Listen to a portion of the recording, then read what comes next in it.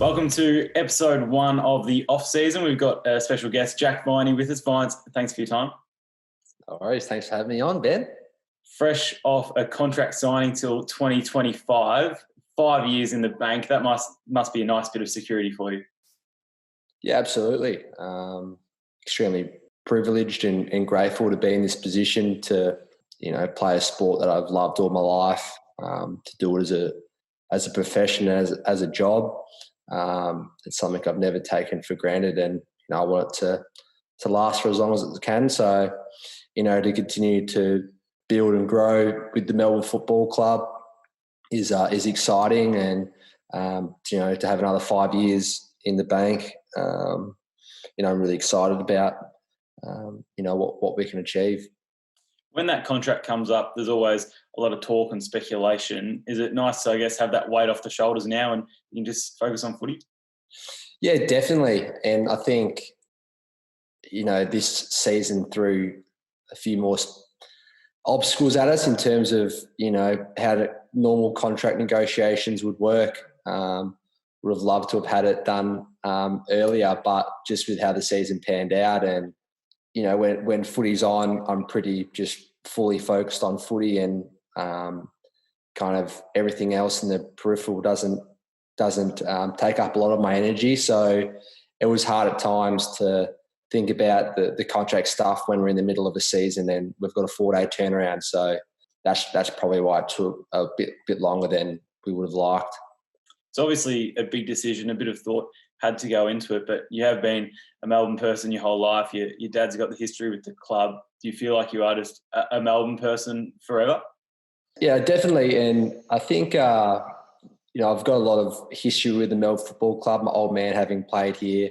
I remember hanging out in the change rooms after games, etc. So I have a lot of fond memories of the Melbourne Football Club, but I suppose that's not where my loyalty comes from. It's more the relationships and the investment I've put into the football club since I've gotten there. That's where my loyalty comes from. And I think it's thrown around a bit because of my old man and supporting the club growing up. That's kind of, I'm with them for life in that respect. But it's more the relationships I've built and the hard work I've put in with those guys.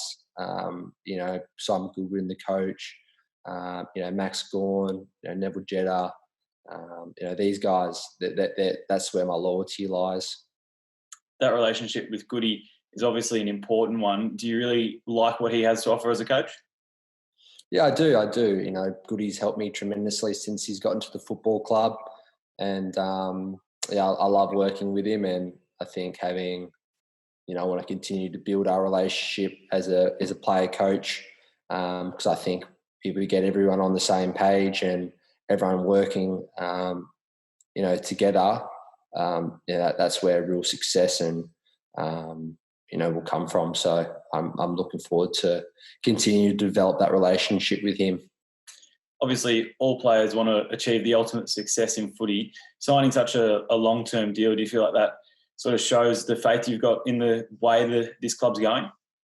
Yeah, for sure. I think, coming into free agency, it was either we stick this out and see this through or we see what else is happening. So, I made the commitment that I'm confident that this club is still going in the right direction. We're certainly not there and certainly have a lot of hard work in front of us. And that's what excited me, and that's what I wanted to be part of and continue to help create that change that's needed within the football club. I feel like one of the most important things, obviously, is just enjoying your footy. You seem to have a smile on your face for a lot of the year. Were you loving just being a part of it? Yeah, definitely. This was a challenging year for everyone involved in football, and I think it really tested people's love for the game. I enjoyed that element of it, being locked away for 3 or 4 months and everything was, just everything was football. So it was challenging, but at the same time was pretty amazing. And, I enjoyed that. I've always been, I'd rather play football than train, and that's exactly what we had. We had 4-day turnarounds where there wasn't much training going on. It was pretty much recovering and getting out there and playing again. It was obviously really physically challenging. You've had some sort of ups and downs with your body in recent years. You placed third in the best and fairest. Do you feel like your body's really holding up well now? Yeah, I do. I think it's been pretty consistent for a few years now, and I've only missed a couple of games, one with a shoulder injury last year and then one with concussion this year. So, I feel like my body's been really consistent and it's allowed me to train more. And I think that's the key to playing, good football and finding form, is just being able to train. So it's been good being able to stay out in the park. How much of an impact do you feel like the whole hub and the short breaks had on yourself and on the group in terms of performance? Obviously, everyone in the competition was under the same circumstances, but come game day, did you feel like it was having an impact at all? You're coming off 4-day breaks and a lot of travel and maybe less sleep than other times? It may have affected performance from a whole, like the whole of the AFL standard, but like you said, everyone was in the same boat. Everyone would have had their time where they would have loved an extra couple of days to recover, but you're all in the same boat. Everyone's got the same obstacles, and that's something that excites myself, and I think should excite us as a football team and as a football club, is when thrown obstacles, are we going to overcome them and stand up? So that's why I feel like whoever comes out on top this year should be, in terms of winning the flag, I think that's a great achievement because of what they've been able to overcome throughout the year.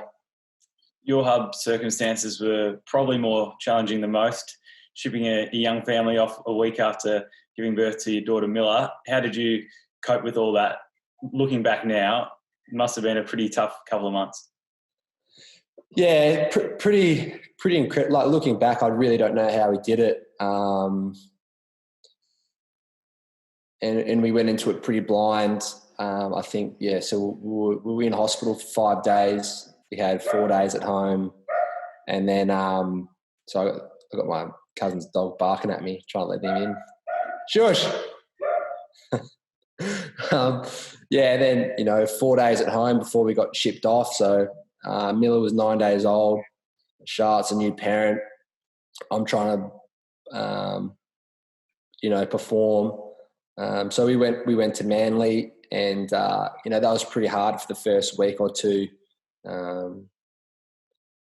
But we ended up, making it through. I remember saying to Charlotte, I think if we make through these 5 weeks, we're super parents. And then we ended up having to do it for 10 weeks, 11 weeks. So, looking back on that, it's pretty incredible. But I think it's made us stronger people. And, I've seen a side of Charlotte that, I wouldn't have seen otherwise. So much respect for who she is and how strong she is, because it was tough on her. Obviously, Miller was born in Melbourne, lived there for 9 days, moved to Sydney, moved to Queensland. You're now in Adelaide. She's seen a fair bit of Australia. What's the off-season looking like at the moment for you? Yeah. I think my daughter's actually travelled more or been on more flights than my grandfather. So she's only 4 years old, and my pa's 70-something. So she's on a good rate at the minute. But the off season for me is I'm hanging around Adelaide for my sister-in-law's wedding, and then pretty much the day after I'm heading back to Victoria. Hopefully restrictions and whatnot have been eased up by then, and then I'll just be kind of posting up out at my dad's farm, more than likely, going back to Melbourne when I can. And getting into training. I'm sure you don't need too much motivation to have another big pre-season, but obviously the way this season ended, finishing 9th, sort of watching that last game of the season, does that put a fire in the belly at all? Just obviously wanting to go bigger and better next year? Yeah, it does. It does. Certainly. I feel like we're getting to the end of every year and saying the same thing about fire in the belly kind of situation. So yeah, for me it's about, let's get to work and actually make it a reality. So we're sick of getting to the end of the year and saying the same stuff. That's my motivation. Very good. Well, looking forward to seeing that next year. Vines, thanks for your time. Thanks, Ben. Thanks for having me.